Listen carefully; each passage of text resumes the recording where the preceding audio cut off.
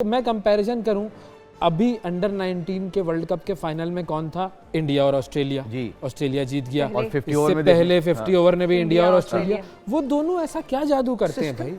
फिर coming back to system, आप देखें ना, अब ये भी पॉइंट ऑफ व्यू बहुत इंपॉर्टेंट है, लोग इस पे डिस्कस कर रहे हैं।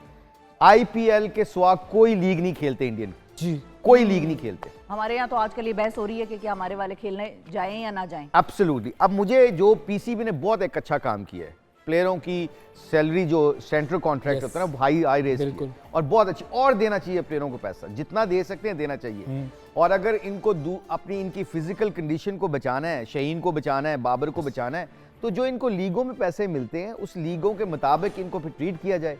इंडिया ये करता है। हाँ ऑस्ट्रेलिया के आप कॉन्ट्रैक्ट, मैं इंग्लैंड के 6 साल कोचिंग की जी है। जी जी टेस्ट प्लेयर जो होता है ना, जो रेड बॉल क्रिकेट खेलता है, जैसे जिमी एंडरसन है, जी स्टीवर्ट ब्रॉड है, एलेक्स्टर कुक था, ये 3-4 मोटे मोटे प्लेयरों के मैं नाम इसलिए गिरा रहा हूं ताकि ये पॉइंट ऑफ व्यू लोगों को समझ आ जाए। सबसे ज्यादा सेंट्रल कॉन्ट्रैक्ट के पैसे ईसीबी उनको देता है, इंग्लैंड क्रिकेट बोर्ड उनको देता है। उनको पता चल गया है कि अगर हम रेड बॉल जो 4 डे 5 डे टेस्ट मैच वाले प्लेयरों को पैसा ज्यादा देंगे ना, तो नीचे से बच्चे टेस्ट खेलने का शौक रखेंगे।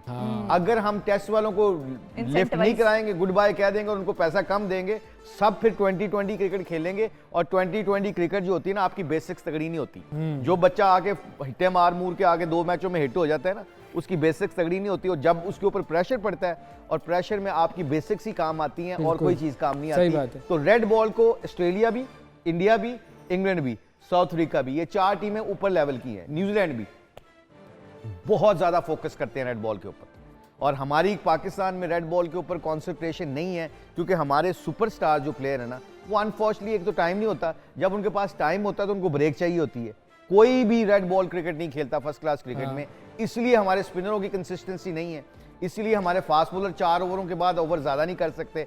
क्योंकि जब लंबे लंबे ओवर आप फर्स्ट क्लास क्रिकेट में नहीं करोगे तो आपके मसल्स कैसे डेवलप होंगे? जिम की फिटनेस और होती है, आपकी ग्राउंड की ट्रेनिंग और होती है, क्रिकेट की ट्रेनिंग और होती है। इसलिए देखें वसीम अकरम साहब को, वकार यूनुस साहब को, पूरे दिन बॉलिंग करते थे। पता क्यों? फर्स्ट क्लास क्रिकेट में लंबी बॉलिंग करके आए थे। तो आज पाकिस्तान की डोमेस्टिक क्रिकेट को तगड़ा किया जाए, आपके ग्रास रूट को तगड़ा किया जाए, और फिर प्लेयर जब बेसिक्स के साथ, कल मैं यूसुफ के साथ एक्चुअली बैठा हुआ था, यूसुफ साउथ अफ्रीका से आया, तो हम इज्तिमा में इकट्ठे ही थे जी। तो यूसुफ से बात हुई तो यूसुफ कहता है बहुत टैलेंट है हमारे लड़कों में, दे कैन प्ले। और मतलब जिस तरह वो ऑलमोस्ट जीत गए जी थे, जी ऑलमोस्ट जीत गए थे। इंडिया को उन्होंने 1 साइड मारा है। Yes. ऑस्ट्रेलिया के अंडर 90 टीम ने 1 साइड मारा है। यूसुफ कहता है कि सिर्फ और सिर्फ हम अपने बच्चों को, अंडर 19 के बच्चों को जल्दी ना करें और 4 डे क्रिकेट में डालें ताकि उनकी बेसिक्स तगड़ी हो। अब इंडिया के स्कूलों में 2 दिन का मैच होता है, 1 डे मैच नहीं होता, 2 दिन का मैच होता है। एक दिन एक टीम पूरी दिन बैटिंग करती है, अगले दिन अगली बैटिंग करती है। वो जो प्लेयर ने 100 करने का तरीका है ना, वो स्कूलों में सीख लेते हैं। सचिन स्कूल के अंदर 300 करके आया था, जी हाँ, आपको पता होगा। यस, यस, विनोद कामले जो उसका क्लास फेलो था, वो 300 करके आया था। 700 800 स्कोर करके आते हैं ये। अब इनको बैटिंग नहीं आएगी तो मुझे और आपको आएगी। बात तो सही है बिल्कुल। लेकिन इंडिया का टैलेंट हमसे ज्यादा है क्या? नहीं, टैलेंट कोई ऐसी बात नहीं, पाकिस्तान के पास उतनी ही टैलेंट है। इंडिया में कितने लोग पाकिस्तान के खिलाड़ियों के बड़े बड़े फैन हैं। हमारे बहुत नहीं, हमारी टीम बहुत अच्छी है, हमारे पास बहुत टैलेंटेड लोग हैं। मैं कह रहा हूँ ना, बार बार ये बात कर रहा हूँ कि एक तो हम जल्दबाज हैं। हाँ। एक पीएसएल में कोई बच्चा अच्छा खेलेगा आज फॉरेन टीम में, फॉरेन टीम में, यस, उसको फर्स्ट क्लास में डालें पहले। ये प्रोसेस है। देखिए मेरी बात सुने, आप टीवी का काम करते हैं, इस प्रोसेस को सीखना जरूरी है कि एंकरशिप किस तरह की जाती जी है। हाँ। जिस बंदे को ये प्रोसेस से नहीं गुजरा होता है ना, वो जितना मर्जी टैलेंट है, जहां थोड़ा सा एक्सपोजर उसके ऊपर पड़ेगा, जहां प्रेशर पड़ेगा, वो give up कर जाएगा, भाग जाएगा। हाँ, बिल्कुल। ये सीखना पड़ता है, ये Yes, प्रोसेस से निकलना yes. पड़ता है। और you can not cheat success. आप कामयाबी को चीट नहीं कर सकते, इसमें पिसना ही पड़ता है। गन्ने का रस तब मजेदार लगता है जब बेलने से गुजर के निकलता है। ये गन्ने का रस, सही बात है, सबसे बेहतरीन मिसाल है भाई। गन्ने की मशीन में डालो हमारे खिलाड़ियों को, फिर देखो कैसा जबरदस्त जूस निकलेगा। हाँ, अच्छा साहिवाल की तरह जरा आते हैं मुश्ताक साहब। साहिवाल का थोड़ा सा बैकग्राउंड और बताएं। बहुत सारे लोग ऐसे हैं जो साहिवाल से वाकिफ है, लेकिन बहुत सारे ऐसे हैं जिन्होंने नाम सुना है और आपकी वजह से सुना है, लेकिन ज्यादा वो जानते नहीं है साहिवाल के बारे में। साहिवाल, मैं बहुत प्राउड फील करता हूं कि मैं जब भी अपने बच्चों के साथ जाता हूं और जब मैं साहिवाल के वो हद के अंदर दाखिल होता हूं जहां से शुरू होता है साहिवाल, तो मैं एक एक चीज़ बताता हूँ बच्चों को कि इस नहर के ऊपर, इस ब्रिज के ऊपर हम छलांगे मारते थे, भैंसों के साथ हम नहाया करते थे। यहाँ पे हमारे ऐसा हुआ, यहाँ पे ये स्कूल था मेरा, बारिश होती थी, धूप तेज़ होती थी, हमें छुट्टी मिल जाती थी क्योंकि छतें होती नहीं थी, दरख्तों के नीचे पढ़ा करते थे। और उनको फिर बताया कि ये मदरसे में मैं जाके कुरान पढ़ा करता था। वो बच्चे इतना अवेयरनेस हो चुके हैं, वो अब कहते हैं बाबा हमें पता है जो आप कहने वाले हैं, ये इस नहर में आपने छलांग लगाई थी, ये आपका स्कूल है, वो पहले ही शुरू कर देते हैं।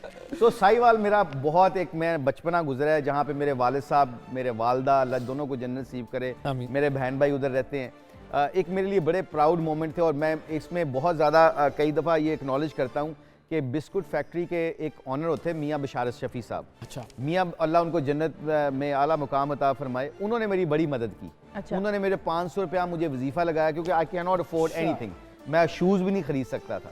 मगर उन्होंने जब देखा इसके अंदर टैलेंट है इस बच्चे के अंदर, वो मुझे 500 रुपया देते थे महीने का और मुझे एक दफ़ा लिबर्टी में लेके आए। वैसे तो मैं जाता था यहाँ से अपने दोस्तों के साथ लंडा बाज़ार में आते थे, शर्टें खरीद के उसको पूरा महीना गुजारते थे। मगर जब उनको पता चला इस बच्चे में टैलेंट है तो उन्होंने मुझे लिबर्टी से कपड़े लेके दिए जिससे अपने बच्चों को लेके देते हैं। He used to look after me so well. So ऐसे लोग पाकिस्तान क्रिकेट में भी अब कम होते जा रहे हैं जो अपना पैसा लगाते हैं, प्लेयरों की ऑनरशिप लेते हैं। तो बाकी मेरे साहिवाल की एक एक मेमोरीज मुझे आज भी याद है, स्कूल के मैचेस याद हैं, दोस्त याद हैं मुझे आज। तो जब भी आप साहिवाल को जिक्र करते हैं, साहिवाल की भैंसें तो बड़ी मशहूर है पाकिस्तान में, दूध और भैंसें बड़ी साहिवाल मशहूर है। उसके अलावा क्या मशहूर है साहिवाल का? उसके अलावा खोया बहुत मशहूर है क्योंकि भैंसों से रिलेटेड है दूध। और हमारे मोहल्ले में एक बर्फ़ी बनाते थे, उसको खान साहब कहते थे। वो बर्फ़ी इतनी ज़बरदस्त होती थी। जब मैं पाकिस्तान टीम खेल गया ना पाकिस्तान में, तो जो मेरे दोस्त थे जो शहरों में रहते, जैसे वसीम भाई हैं या सईद बनवर हैं या इंजमाम हैं, तो मैं इनको, जब मुझे पता था ना इनके साथ सुलह करनी है या इनके साथ गड़बड़ हुई है, तो मैं साहिवाल की बर्फ़ी लेके उनको सुलह किया करता था उनके साथ। अच्छा। तो मतलब बड़ी ज़बरदस्त बर्फ़ी होती आपको कब एहसास हुआ, मतलब बचपन से जब आपने खेलना शुरू किया, कब आपको एहसास हुआ कि हाँ अब मैं कुछ हूँ? ये 87 में आई वाज 17 साल था, अभी मैट्रिक के एग्ज़ाम नहीं दिए थे मैंने। तो मैं एक मैच के लिए 15वां खिलाड़ी था, साहिवाल में 3 डे मैच हुआ था। तो सलीम मलिक साहब उसके कप्तान थे। तो मैं मैच में 15वां खिलाड़ी था। मेरी ड्यूटी ये थी कि प्लेयरों की शर्टें सुखानी है, उनके सारी चीज़ों का लुक आफ्टर करना है, पानी पिलाना, बाहर का काम मेरे ज़िम्मे था। आधे घंटे पहले मैच के सलीम मलिक साहब मेरे पास आए, कहते आप मुश्ताक हो? मैंने कहा जी सर। तो कहते बेटा आज आप खेल रहे हो। और मेरे पास कोई सामान नहीं था, कोई कुछ नहीं था, सिर्फ एक वाइट ट्राउज़र था और एक वाइट शर्ट थी। उसके ऊपर मैच खेलना। उस दिन अल्लाह ने मुझे 6 विकेटें दिलवाई हैं उसी मैच में। उसी मैच में मैंने 6 आउट किए हैं। एकदम जब मैं बाहर आया हूँ तो जब मीडिया की तस्वीरें मेरी तरफ आई हैं ना, कैमरे मेरी तरफ लगे, टक टक की वो जो फ्लैश पड़े ना आपके ऊपर, उस दिन मुझे शाम को पता चल गया था कुछ हो गया मेरे साथ। तो अल्लाह का शुक्र है उस दिन वैसे मैं बहुत, I was very happy, my father was very happy actually, who supported me. और उस पूरे लेवल को क्रॉस करना, मेहनत करना, अपना नाम बनाना, वर्ल्ड कप जीतना, फिर उसके बाद इंटरनेशनल कोचिंग करना, ये सारा प्रोसेस गुजारने के बाद जब आप टॉप पे पहुंचते हैं, टॉप पर पहुंचकर इंसान को क्या एहसास होता है? आई थिंक आपको अपने रूट्स नहीं भूलने चाहिए आपको, क्योंकि ये कहते हैं ना बुलंदी पे पहुंचना कमाल नहीं होता, बुलंदी पे ठहरना कमाल होता है। जिसको ये अल्लाह समझा देता है ना, वहाँ पे पहुंच के मुझे सबसे ज़्यादा, जब मुझे इस लेवल पे पहुंचा ना 92 का वर्ल्ड कप जीत के आए जब, तो जब साहिवाल में लोगों ने जिस तरह पूरे शहर में घुमाया जी, मैं कह सियासतदानों को भी ऐसे जुलूस नहीं होते हैं जो हमें उस वक्त लोगों ने मोहब्बत दी, पाकिस्तानी लोगों ने। तो साहिवाल से जब मुझे पूरे शहर में घुमाया गया सुबह से लेकर शाम तक, जब शाम को वो ट्रक मेरे घर में पहुंचा, मेरी गली में पहुंचा, तो मेरे गली के दरवाजे के ऊपर मेरे वालिद साहब दहलीज पे खड़े थे। और जब वो ट्रक रुका है गली के नुक्कड़ पे, तो मेरी और उनकी नज़रें बढ़ी ना आपस में। जब दोनों की नज़रें आपस में पड़ी और मैं ट्रक के ऊपर था, लोग ही लोग थे, फूलों से भरा हुआ था मैं, तो वालिद साहब और मेरी आंखों में आंखें पड़ी ना, तो उस दिन मैंने वालिद साहब को आंखों में बताया था कि you are the world champion, not me, because you supported me, and that was my great memories from my life. क्या बात। कोई ऐसी चीज़ है जिसका पछतावा हो? ये हाँ एक है, कभी कभी ये मुझे गिल्टी फील करता हूँ मैं। I used still ask my brother and sisters, मैं उनसे पूछता हूँ कि क्या मैं अपनी माँ बाप की खिदमत सही कर सका हूँ कि नहीं कर सका। क्योंकि जब मैंने कहा ना 17 साल की उम्र में मैं निकल गया था घर से, और मैं क्रिकेट की UBL ने मुझे साइन कर लिया था, फिर चलता घर में मेरा बहुत कम टाइम गुजरा है। जिसमें मेरी वाइफ ने बड़ी सेक्रीफाइस किया, मेरे बच्चों ने बड़ा सेक्रीफाइस किया। अक्सर लोग नहीं समझते कि एक क्रिकेटर्स को पाकिस्तान को रिप्रेजेंट करने के लिए जितने टूर्स पे जाना पड़ता है और उनके पीछे जो उनके लव वन हैं, जो प्यार करने वाले हैं, जो उनकी वाइफ हैं, बच्चे हैं, माँ बाप हैं, बहन भाई हैं, कई फंक्शनों को आपको छोड़ना पड़ता है, खुशियों और गमियों को छोड़ना पड़ता है अपने मुल्क के लिए। तो मैं अक्सर अपनी फैमिली को पूछता हूँ, जो आपने क्वेश्चन किया, गिल्टी फील करता हूँ कि शायद मैं अपनी माँ बाप की वो खिदमत नहीं कर सका जो मैं करनी चाहिए थी मुझे। So I feel regret some time कि डजंट मैटर, ये मेरा एक्सक्यूज़ नहीं है, पर कई महीने बात भी नहीं होती थी फ़ोन के ऊपर, because I use to get very busy. और मुझे याद है कि मेरे वालिद साहब ने हमेशा टाइम निकाला मेरे लिए। और जितने भी व्यूअर्स सुन रहे हैं, जितने माँ बाप सुन रहे हैं, जितने उनके बच्चे सुन रहे हैं, please spare your time with your family.